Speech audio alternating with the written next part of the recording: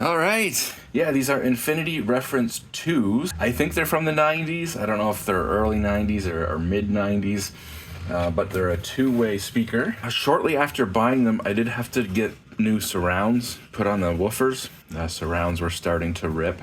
I don't know if the guy that sold these kind of knew that they were on their way out, but wasn't a big deal. I mean, these were super cheap to buy the new surrounds. Yeah, so I've been using these for 15 years. Noticed recently that they started to sound kind of bad. And so I, got up closer and I realized the tweeter on this one was completely dead on the left side. And the woofer on this one on the right side was kind of distorted sounding. So I figured, these are at least, 30 years old, most likely. So what we're going to do is completely rebuild them. So, yeah, these are the speakers. So this one, I've still got the speakers in it. This one, actually, the speakers have been taken out. So, as you can see there's a lot of foam inside of these, which is common. I don't know exactly how it works. It displaces the air inside of the box and it makes the speaker act as if it's a larger sized box. It helps the sound. But yeah, so the speakers that I've taken out, these are the 8-inch woofers. Yeah, the surrounds are fine. The movement on them seems fine. I'm not sure why this one sounds distorted, but maybe there's some voice coil damage. Maybe that's just happened with age. Not super huge magnets. I don't know what the wattage rating on these is, but it's not really a huge deal because they're running off of a very low-end Yamaha 5.1 surround sound receiver. So, if they can handle 60 watts, that's fine. If they can handle more than that, it's kind of irrelevant. And yeah, here's the tweeter. The screws are all stuck to the back of the magnets because that's how I kept track of the screws.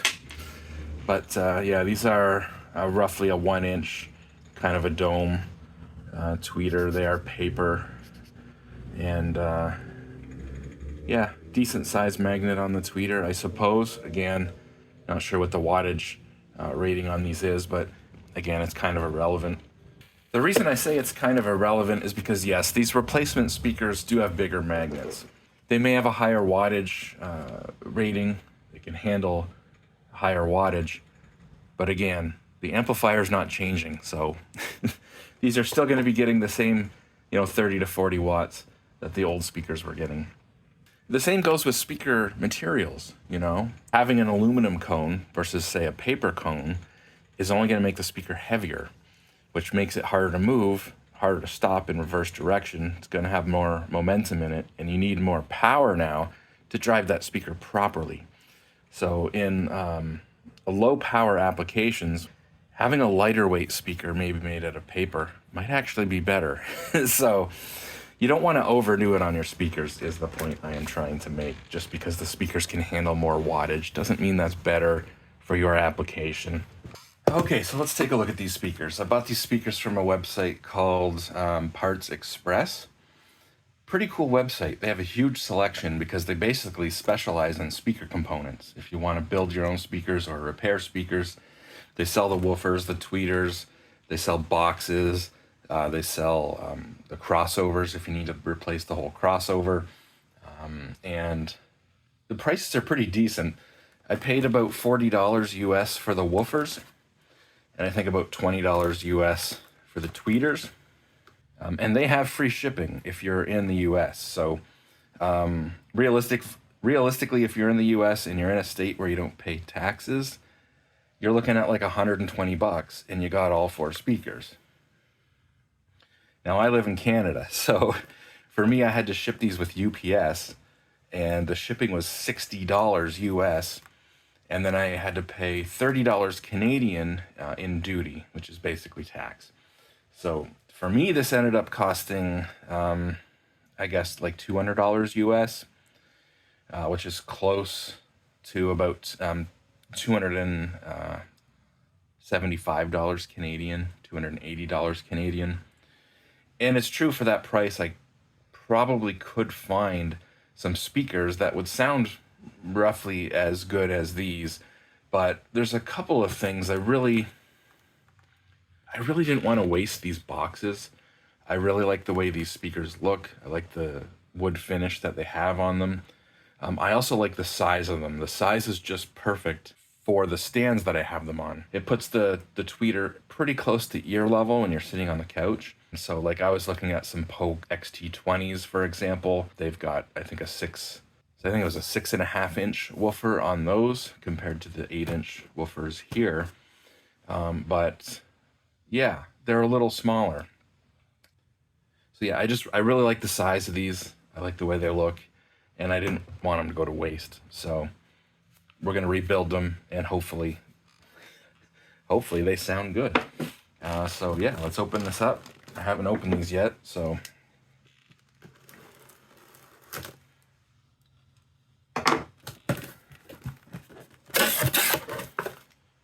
A little manual. That's actually, oh, wow. So it's like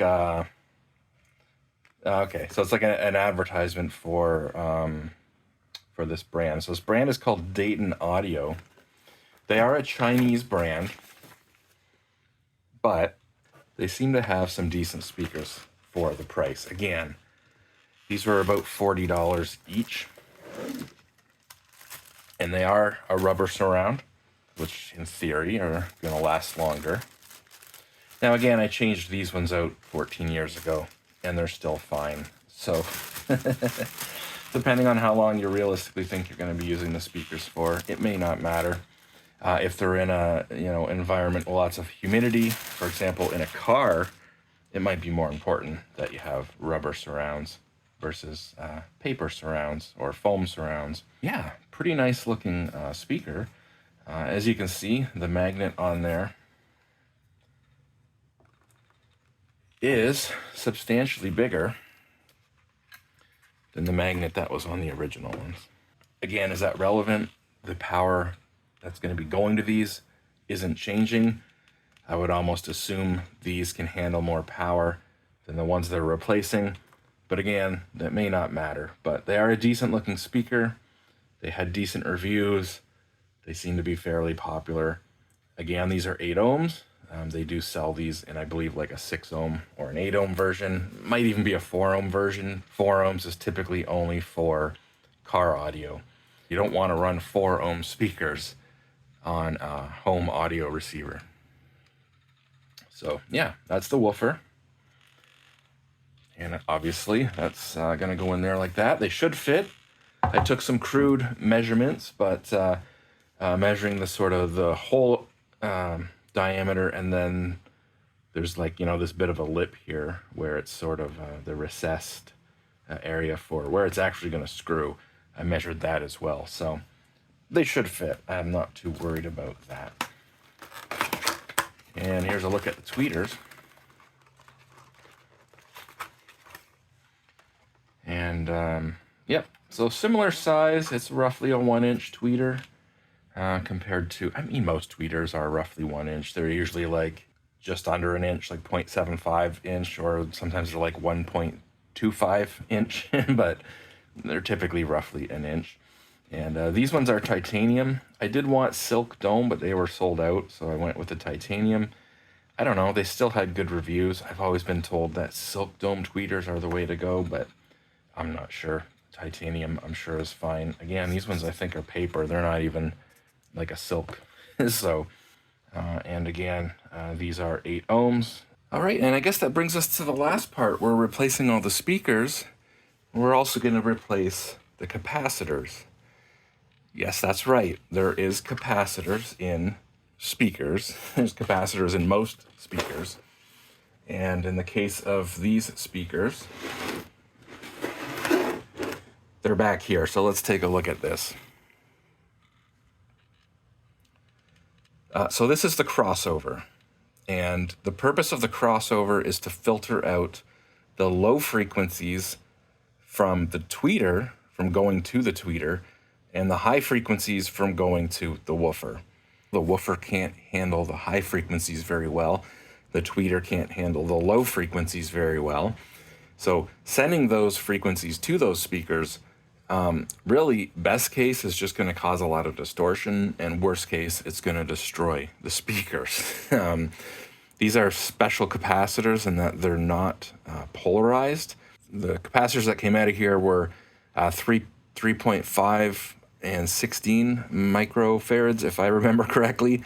As you saw, there was a lot of hot glue on those crossovers, and I had to, rip a lot of that hot glue off.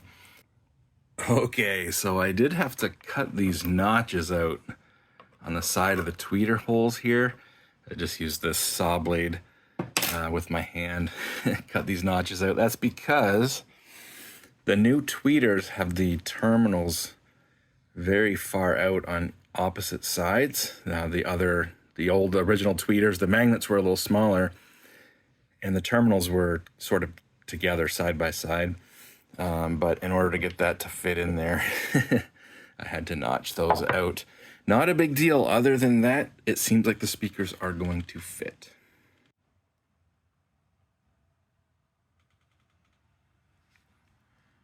Alrighty, I got my capacitors finally. It took a little bit longer than expected. Realistically, I should have just ordered them from Parts Express when I ordered the speakers. And I tried to order them on Parts Express on their own, and $20 worth of capacitors ended up having like $30 or $40 worth of shipping on them. So obviously that was a no-go. So I wanted to try and find these capacitors locally at a shop, and I was able to do that, but it took a little bit longer than expected. As for the pricing, as you can see, we ordered 6 capacitors instead of 4, so I'll talk about that. But it came to $17 before taxes, $17 Canadian.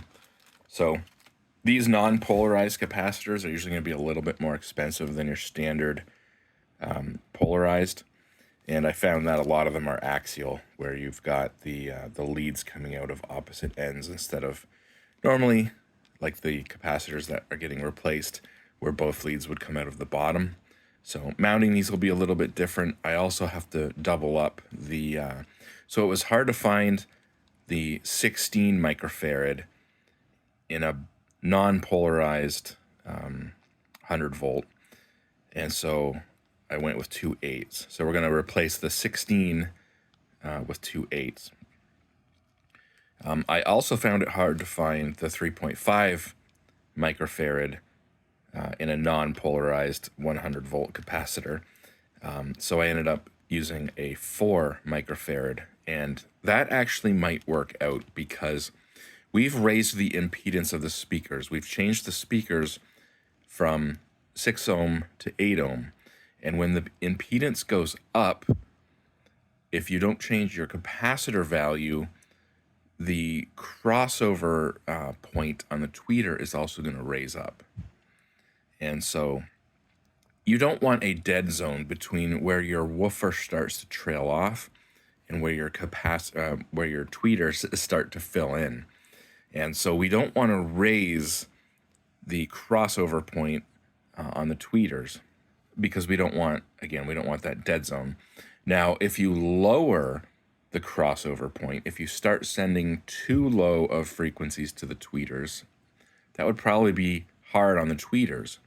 So you don't want to lower it too much, but we want to lower it a little bit. So I think going from a 3.5 microfarad to a 4 microfarad is going to help lower that crossover point a little bit, and compensate for the fact that we've changed the impedance on this speaker, which would actually raise it a little bit. So hopefully that's going to kind of balance out, and it's going to be close enough. Again, how is this going to sound? We're just going to have to find out.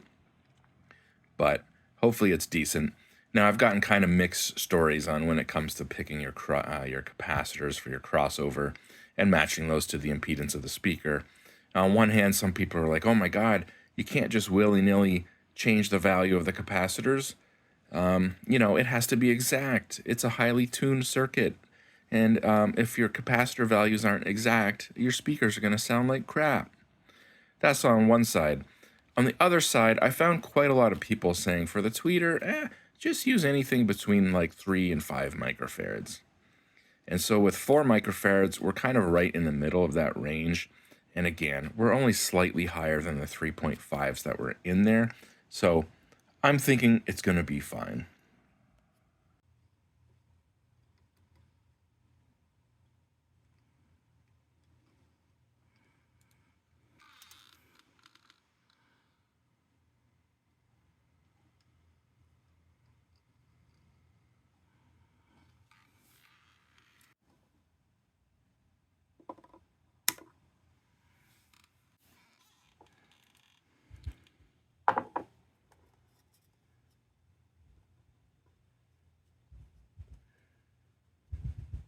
I would say those solder joints look pretty good. And that's how the capacitors are laid out.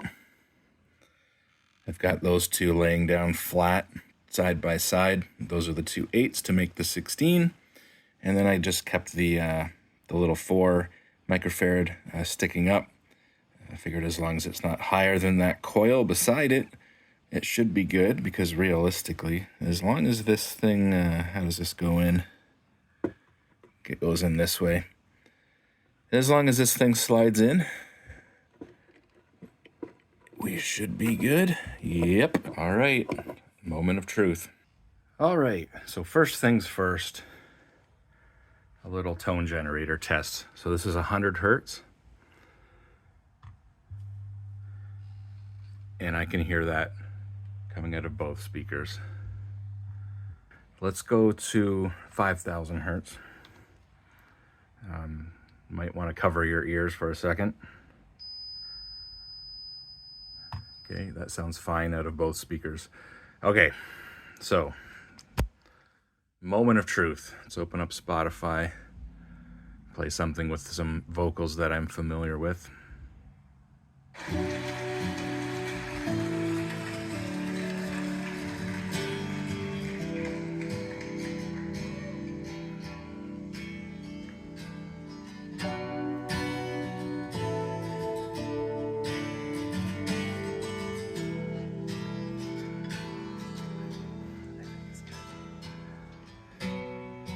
Thinking about you, baby, but on my mind.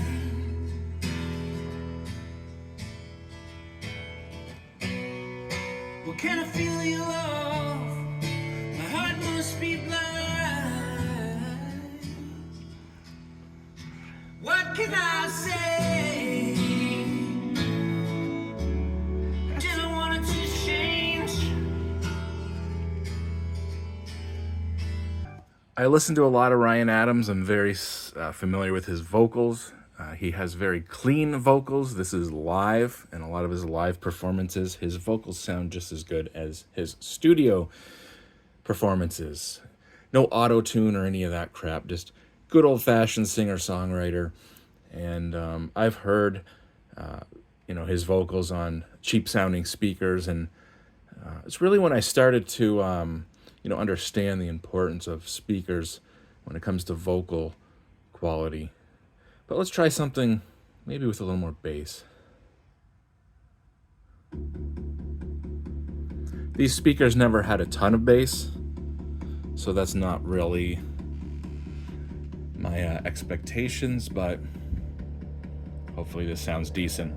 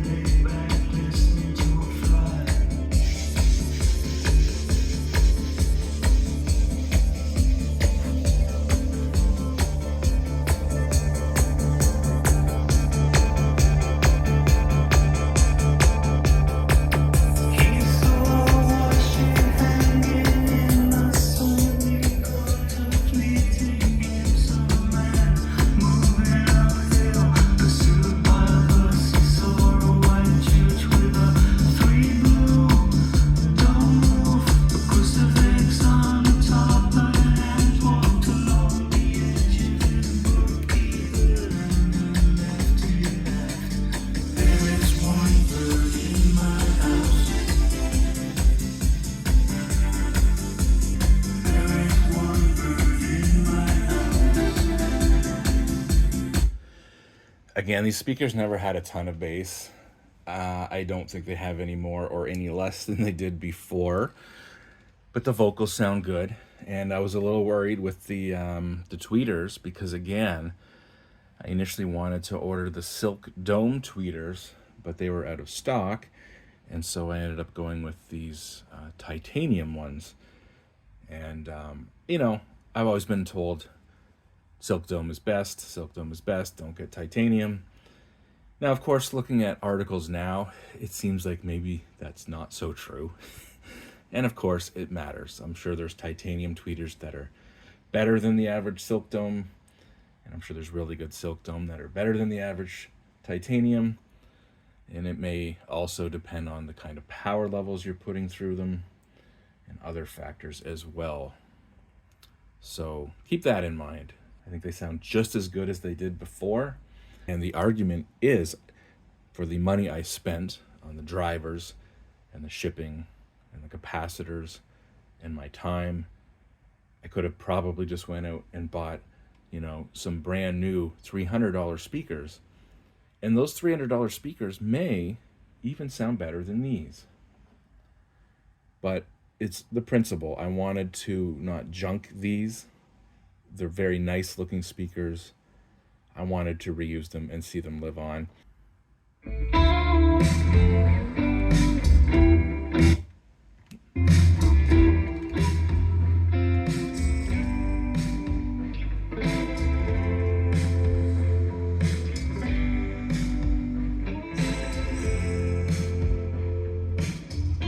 I'm so sorry, but it's time to go. We both know I'm only dreaming in the colors now. Living a world that isn't upside down. So where do we go? Yeah, I certainly don't think they sound any worse than they did when they were new. Again, for $300, could I have found some hidden gems? There's a lot of good speakers out there these days from brands you've never heard of. These Chinese brands that come and go, and sometimes they'll come out with these phenomenal speakers, $200 to $300 range. You can get some really good speakers if you do some research.